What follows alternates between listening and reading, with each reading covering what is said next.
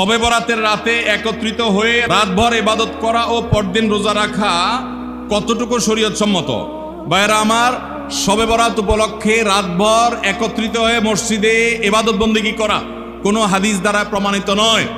এবং দিনের বেলা যে রোজা, এই রোজা শবে বরাত উপলক্ষে না, এটা হলো শাবান উপলক্ষে রোজা। এই রোজা হলো আইয়াম বীজ উপলক্ষে রোজা। নবী করিম সাল্লাল্লাহু আলাইহি ওয়াসাল্লাম শাবান মাসে এমনি বেশি বেশি নফল রোজা রাখতেন, সেই হিসাবে আপনিও রাখবেন। আবার আইয়াম বীজ 13, 14, 15 রোজা রাখতেন, সেই হিসাবে রাখবেন। আপনি আল্লাহর ক্ষমা, এই রাতে আল্লাহ তাআলা বান্দাকে সাধারণ ক্ষমা ঘোষণা করেন, হিংসুক ছাড়া, মুশরিক ছাড়া। এই রাতের এই ফজিলত পাওয়ার জন্য আপনি চেষ্টা করলে সেটা ভালো, আল্লাহর কাছে ক্ষমা লাভের চেষ্টা করবেন, কিন্তু বেদাতি কোনো পন্থায় না। অনেকে বলে যে এত রাকাত নামাজ, অমুকটা অত সূরা এত রাকাতে পড়তে হবে, এগুলা মন গড়া কথাবার্তা, এগুলার কোনো ভিত্তি কোরআন হাদিসে নাই। আবার অনেকে মনে করে হালুয়া রুটি খাইতে হবে, আতশবাজি করতে হবে, আলোকসজ্জা করতে হবে।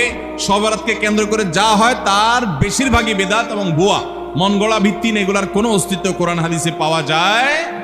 আল্লাহ আমাদের সবাইকে সুন্নাহ মেনে চলার তৌফিক দান করুন।